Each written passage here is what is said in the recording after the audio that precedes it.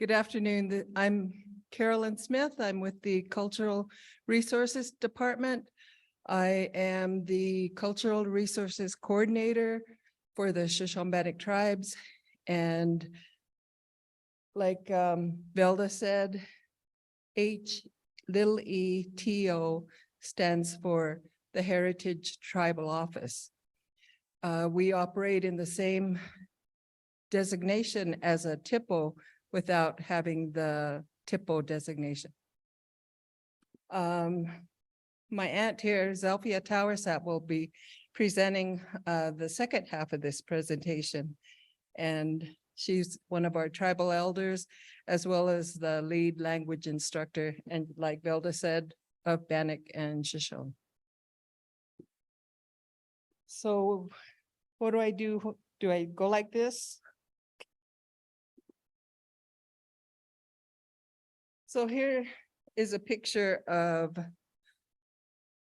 the gay mine, one of the areas that we had visited, and we're on a site visit.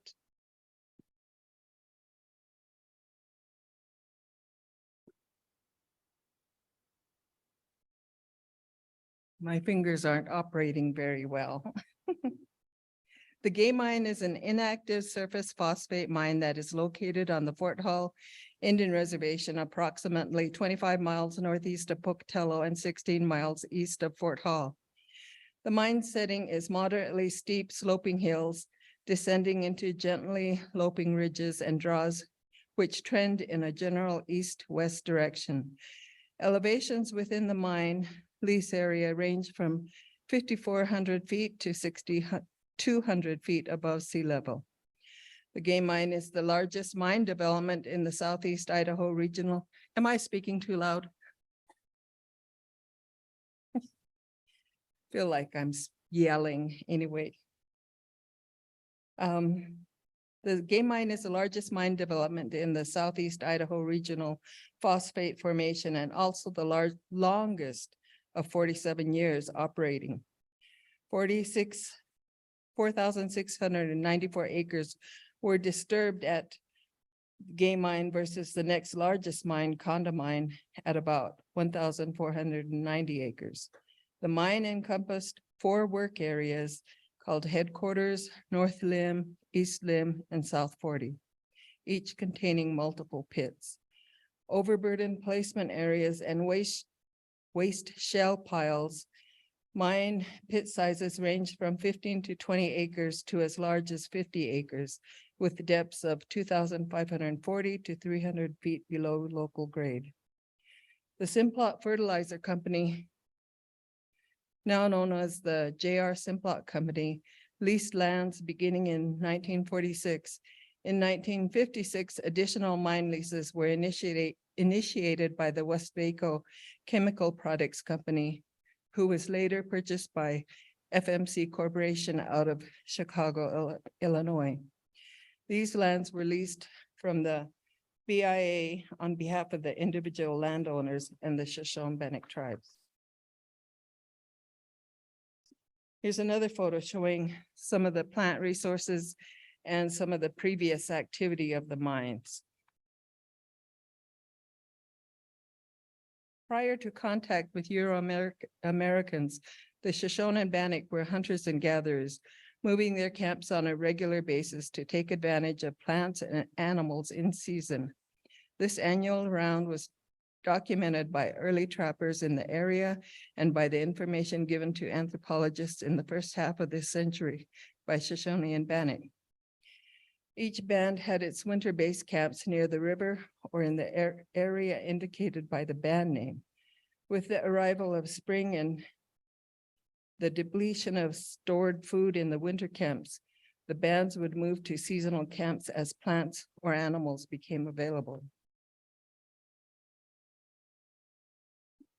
So the seasonal round encompassed a large area throughout the West of Idaho, Montana, Wyoming, Utah, part of Oregon, and we knew no boundaries. So these plants may include others, but reflect what may be in the area. This is showing the spring round, the summer round, and the fall round, and some of the berries and the fruits that would be accumulated. To the Shoshone and Bannock people, these resources have a value that reflects their cultural, spiritual, medicinal, and subsistence usage.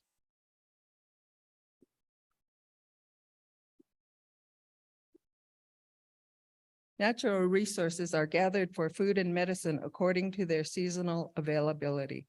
Many resources are both eaten fresh and stored for use throughout the year. Sagebrush and bunch grasses are the predominant flora of the area. Various types of flora in the area include the grasses, forbs, shrubs, and trees.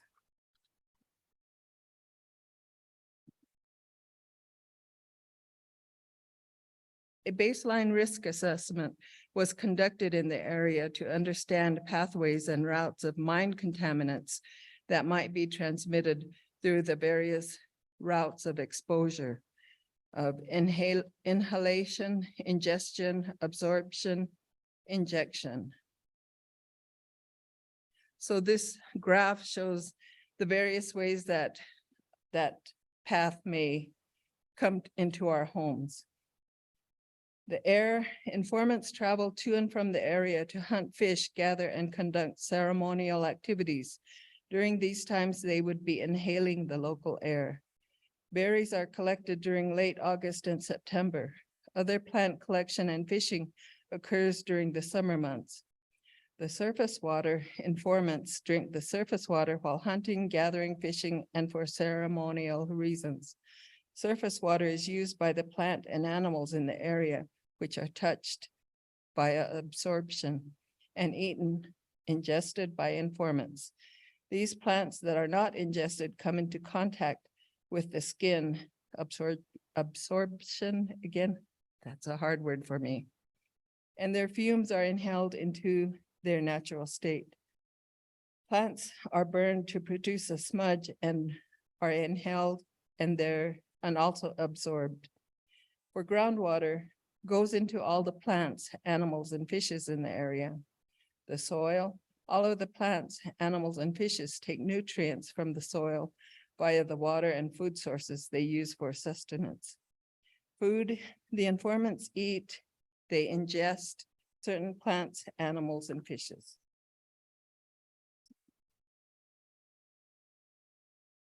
So some of the plants of the game mine are gathering occurs with the seasons of plants, berries, and roots, and sage. And hunters usually observe when the choke cherries are ripe, and they let other families know when it is time to gather. And at this point, I'm going to have Zelfia explain some of the uses and the various plants that we ingest, we absorb, we inhale.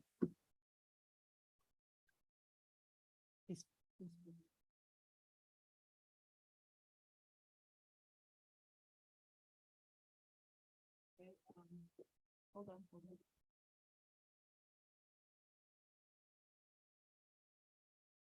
Hello? Can you hear me out there? Okay. Okay, okay, I have list of plants. Most of it is growing in those areas what we're talking about. And I'm going to say the Bannock words first. And then I'm going to say the Shoshone words first, because this was a Bannock territory in the very beginning, before treaty days. So, so that's why I'm honoring the Bannocks first. Okay, number one, plants is buhishiade, and tobacco is bamboo,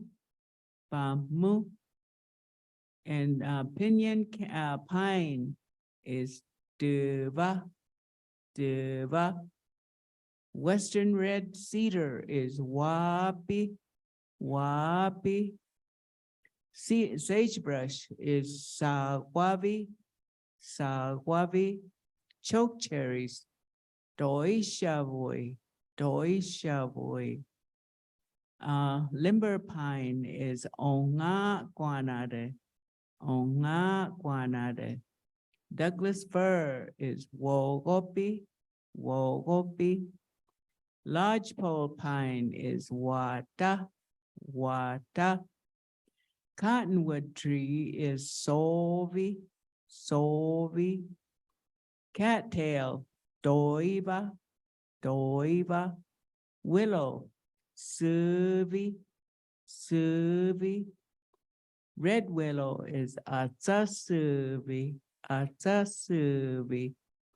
and service berries is tuavui. Okay, I don't have very much time left, I don't think. So anyway, I'm going to go on to the Shoshone words. Plants, puhishiade, and tobacco, pahmo, pinyon pine, duva, western red cedar, wapi,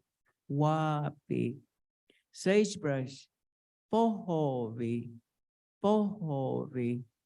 choke cherries, donambi, limber pine is zizi wanat. All of these words, they have a meaning and there's a purpose behind them, but I don't have enough time to explain all of that stuff. Okay, the next one is Douglas fir, wongovi, lodgepole pine is wanda, cottonwood is sohovi, cattail, sipe, willow, suhuvi, red willow, anga suhuvi, service berries, duambi. So these are our words that we use. So the area that we are talking about, Simplot mine, some of these are grown over there, but they're no longer there. And I used to go over there to pick choke cherries. And now I cannot do that. And for the longest time, that Simplot has been there. And when it stopped, no one, not even BIA, they're supposed to take care of us. They did not put up a sign saying, this is a very dangerous area.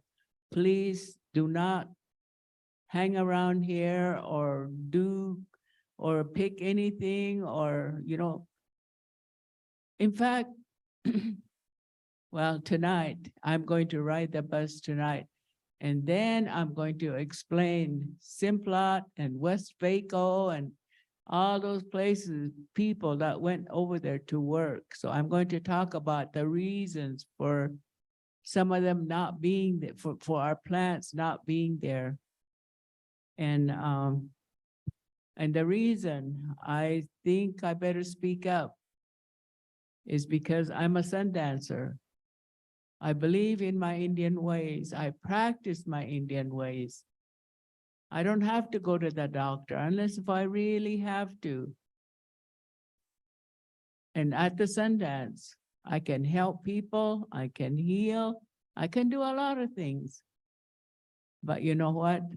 The plants I use for certain things is no longer around, especially in that place over there at Simplot. So therefore, I cannot use it. And not only that, I'm beginning to forget some of the names, some of the ingredients that I use, and all of that good stuff I used to know, I'm beginning to forget. After all, I'm 90 years old. So somebody has to forgive me for that. But anyway, so therefore my time is up, and thank you for listening. And if you want to learn some more, well, get on the bus. Okay, and thanks for listening.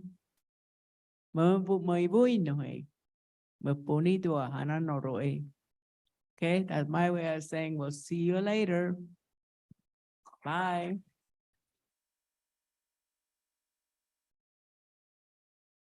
Thank you. We had a short time, and I would think that we could do a lot more presentation on this topic, but that's how it goes. Thank you.